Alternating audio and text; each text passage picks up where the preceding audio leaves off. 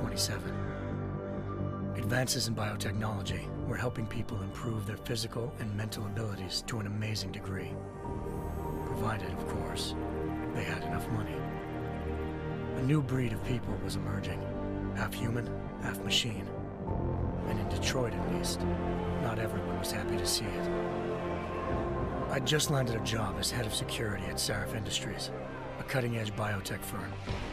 David Sarif himself handpicked me for the job, said he needed me to keep his people safe. My ex, Megan Reed, was one of them. Brilliant neuroscientist, Megan had found a way to make augmentation safe and affordable for everyone. All she had to do was present her research to Congress. But the night before her big meeting, my security measures failed. A team of Black Op mercenaries stormed into Sarif headquarters, massacring everyone in sight. 3 of the mercs were heavily augmented walking tanks. Their mission? Take out Megan and her team. I tried to stop them, but their leader tossed me through a plate glass wall. Last thing I heard as his bullets slammed into my brain was Megan's dying scream. I should have died with her. Only I didn't. High-end military-grade enhancements saved my life. The best augmentation Sarif's money could buy. It took me half a year to get a feel for her. Should have taken longer. But 6 months into my recovery, Sarif Industries was attacked again. This time, by a radical group of pro-human purists.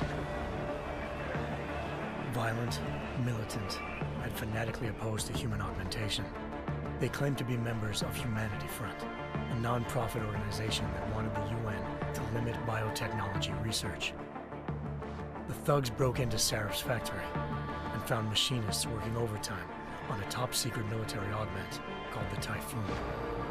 Sarif sent me to retrieve it, and when I did, I found one of the so-called purists next to it, wired with cerebral implants, trying to download its classified specs. Obviously, something more was going on. The AUG killed himself before I could question him. Sarif ordered me to dig deeper, so with the help of Frank Pritchard, Sarif's head of cybersecurity, I did. Turns out a second hacker had been controlling the AUG's actions from somewhere off-site. Pritchard and I tracked his signal to a secret FEMA internment camp in Detroit. The Black Op mercenaries were there. The same mercs who'd left me for dead 6 months before. Figured they'd try again when they saw me. It wasn't so easy for them this time. I took out the tank named Barrett, even got him to give me a new lead. A penthouse apartment in China. Of course, we both knew it would be a trap in the end.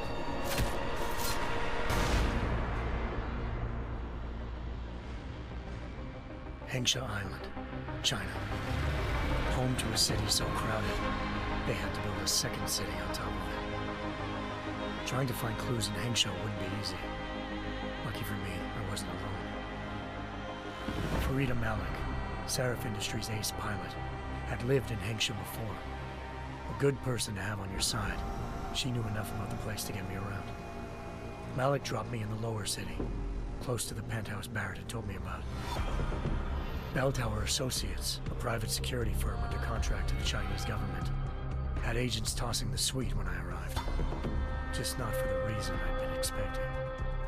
Turns out the man who lived there was a criminal hacker named Van Bruggen. The same hacker who'd been remotely controlling the AUG in Sarif's factory. Van Bruggen's panicked decision to force the man to commit suicide had been a mistake. Now his mercenary partners were gunning for him, and I needed to find him before they did. Locating Van Bruggen meant playing nice with the Triads, Hengsha's organized crime lords. They had the hacker holed up inside a low-rent capsule hotel. By the time I found him, Van Bruggen had no qualms giving up the woman who hired him. Zhao Yunru, president of the Taiyang Medical Corporation. According to Van Bruggen, Zhao wanted to monopolize the augmentation industry and had hired Black Op mercenaries to destabilize her competition. Sarif Industries was at the top of her list. To prove this, I needed to get inside TYM and grab a surveillance hologram off a server. I suspected Van Bruggen was hiding something when he told me this, but nothing could have prepared me for what I saw. Megan wasn't dead. She and her 4 best researchers had been kidnapped, spirited away somewhere while their kidnappers made it look like they were dead. Desperate to learn more, I confronted Zhao in her penthouse. She claimed to be a pawn in a bigger plan, and hinted at a group so powerful it controlled global interests at a whim. Then she slipped into a panic room and hit the alarm, forcing me to make a very quick exit. I figured Zhao was lying, but part of her confession made sense.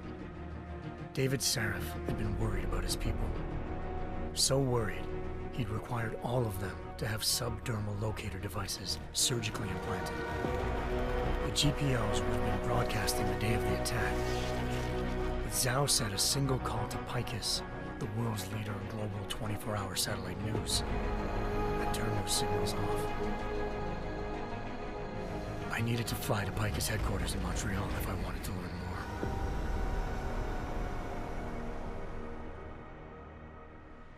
Eliza Cassan, Picus Communications' First Lady of News. Malik thought I was reaching when I told her Eliza was involved in this. The world's most famous news anchor, working with a mercenary hit squad. But when I confronted Cassan in her office, she freely admitted to jamming Detroit's satellites the night Megan's team had been taken. Said she's just been following her commands. I suspected she wanted to say more. But Black Op mercenaries showed up looking to shut us both down. And just like that, the Eliza I'd been talking to disappeared.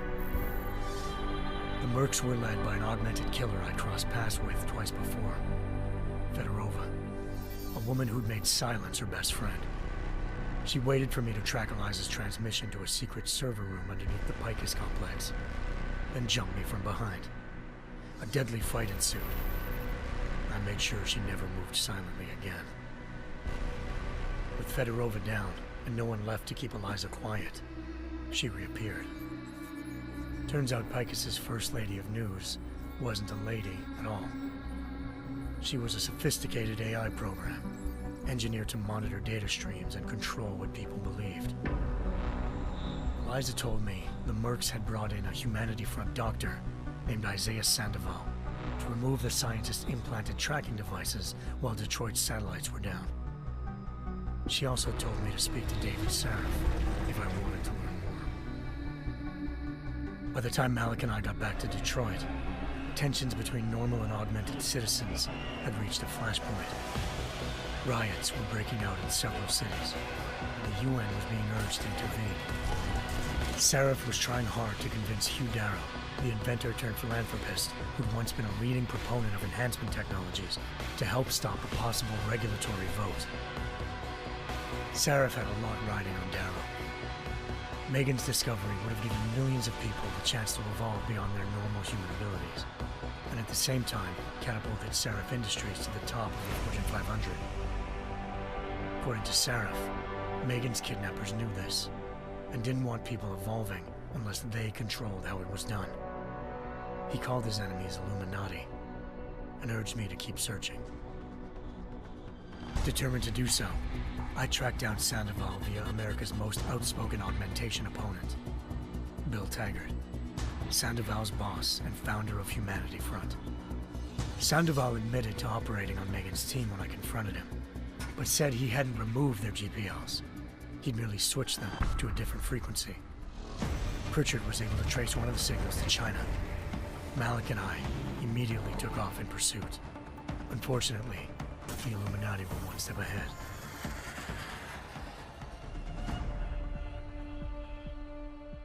Ambushed.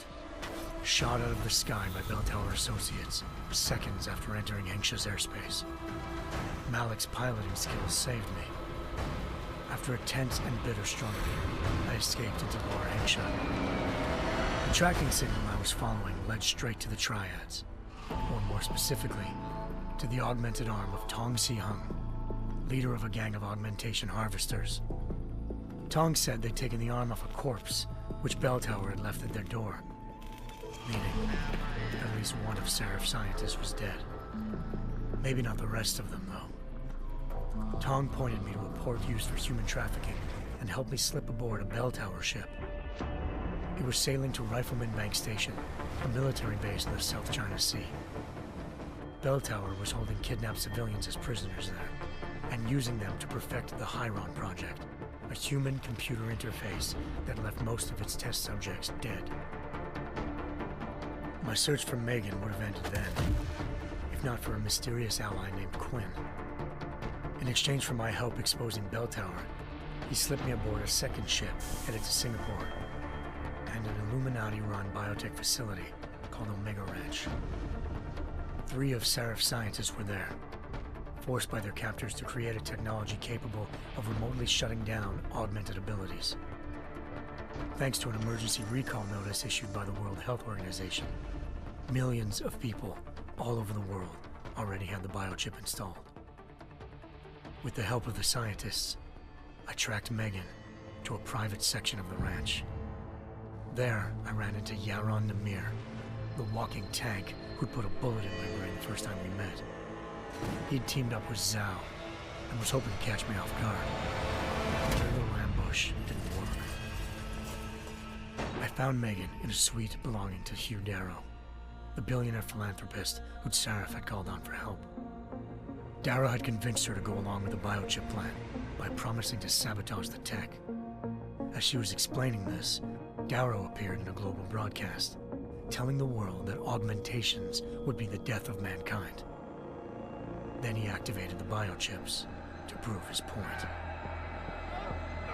All over the world, augmented people flew into a killing frenzy.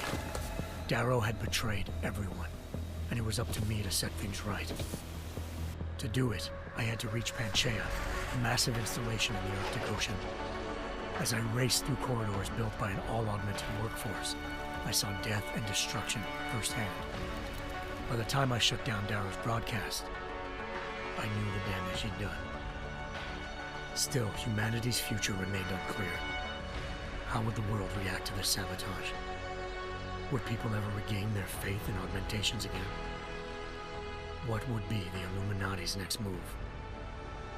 Only time could give us the answers.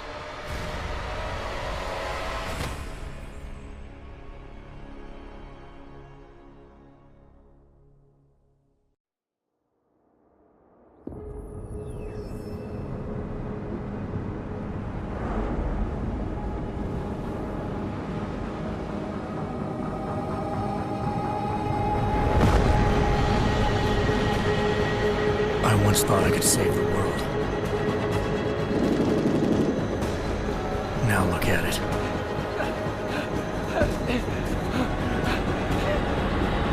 In yet another augmented terror attack, 251 passengers aboard Sister Airlines Flight 451 were killed when an augmented passenger broke into the plane's cockpit and ruthlessly butchered its flight crew.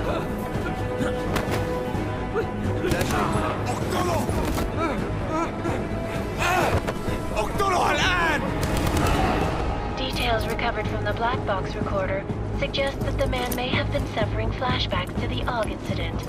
That horrible day 2 years ago when augmented people all over the world flew into a psychotic killing spree, causing the greatest loss of life in recent history. Sometimes, you just have to let go and embrace what you've become. Not gonna go all wonky on us now, Hansa, are you? Well, if I do, McCready, I guarantee you'll never see it coming. Agent Jensen, am I gonna have a problem with you? No, sir. No reason to assume you would. Good, because you are the only augmented operative on this team, and I intend to make good use of you. Listen up, all of you. We got a sandstorm barreling down our arse and we can't afford to make mistakes. We're going after this man, an arms dealer named Shepard. He's ex-Bell Tower, one of the Special Forces commanders who disappeared during the incident. And he's come out of hiding? That cannot be good. It's not. He's selling weapons and military-grade augments to terrorists. This is Aran Singh, the undercover agent who lured Shepard out of his hole. best UC Interpol's got. For 3 years he's worked hard to get in tight with the Jinn, an Iraqi smuggling cartel that's infected the Eastern Hemisphere like a plague. Last week, our arms dealer sent a message to the Jinn, offering to sell them a shitload of black market merchandise dirt cheap. They told Singh to handle the buy. They're not gonna like it when Interpol disrupts their party. Is Singh's cover really that good? It is right now. We need to keep it that way. This is where the deal's going down. A half-finished high-rise hotel that's been abandoned ever since the incident. It's not a pretty picture inside. Let me guess. Most of the laborers were augmented with heavy-duty industrial rigs. So when the incident hit, and they all went schizo, things got gruesome real fast. And no one, except for some homeless junkies, have been inside the place ever since. So what's the plan, Director? Singh's meeting Shepard on the ground floor, inside the hotel's main atrium. He sent the bulk of his Jinn crew to the penthouse levels to secure a vantage point. I want McCready's team to take up positions overlooking the atrium and make the arrest. Jensen, you're going in solo from the roof. My objectives? Keep the Jinn from joining the party. As far as we can tell, only one route connects the atrium to the penthouse level, a halfway decent elevator shaft. Here. I want you to block access to it. Fine. Just cut me loose. Do you plan on relying solely on your augments for this one? I'd recommend taking a little hardware, just to be sure.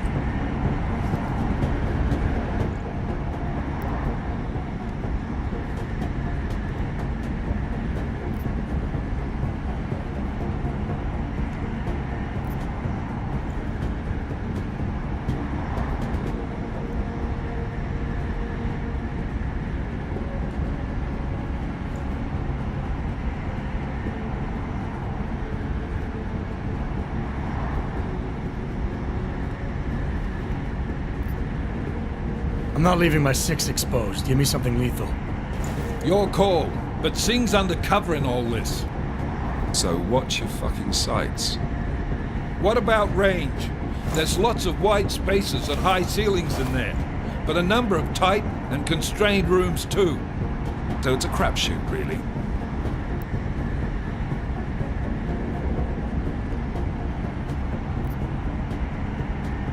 Well, I'm not looking to play dice with anyone in there. Give me something with distance. Your call. Less chance of being seen and compromising Singh that way. One last thing, Jensen. Singh said the Jinn are using some sort of portable Wi-Fi device to boost communications. He's got a better chance of maintaining cover if you disable it. I'll keep an eye out for it. But aren't we on the clock here? You said there's a sandstorm moving in. There is, and we got the intel on this mission at the very last minute, so we're scrambling a little. If it comes to it, your number one priority is keeping the Jinn out of that atrium. Copy that. Time to put away your happy thoughts, gentlemen. We're approaching the target building. You're up first, Jensen. Let's do this. Task Force Actual. This is Knife Leader. Engage Hush drives and descend to Angels 1-5.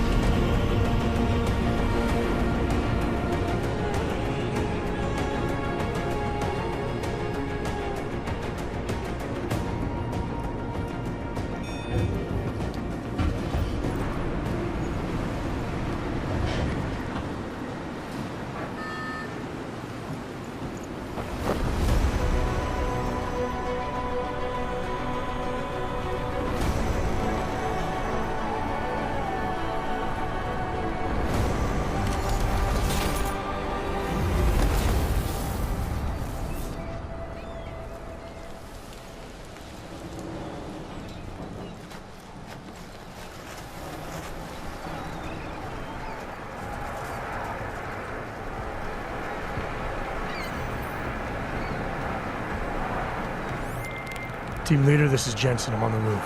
Solid copy. Move into the building. The access route you need to block is at the far end of the penthouses. And keep in mind, the direct route might not be the easiest one. Roger that. McCready will advise once his team is on the ground. Miller out.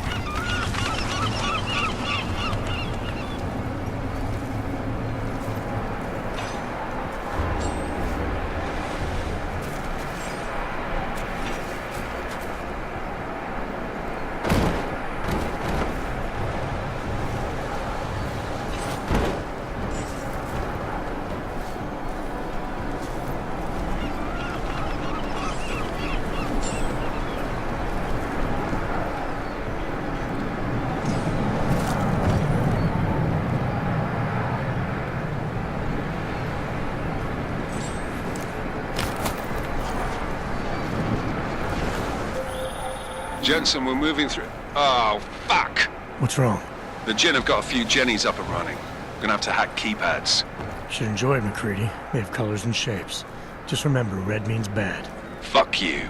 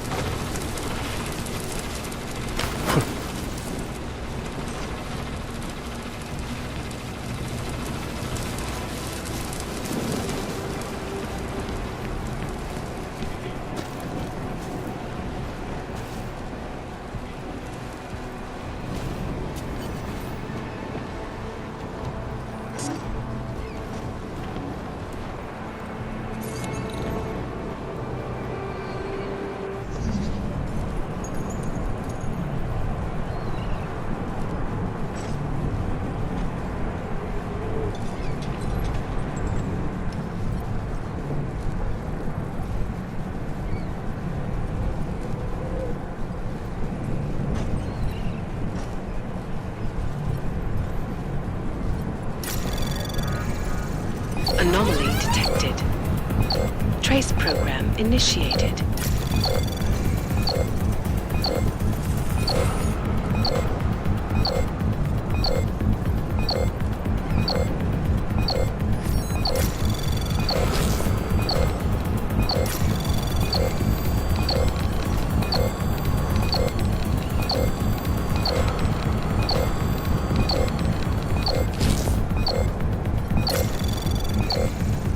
Access granted.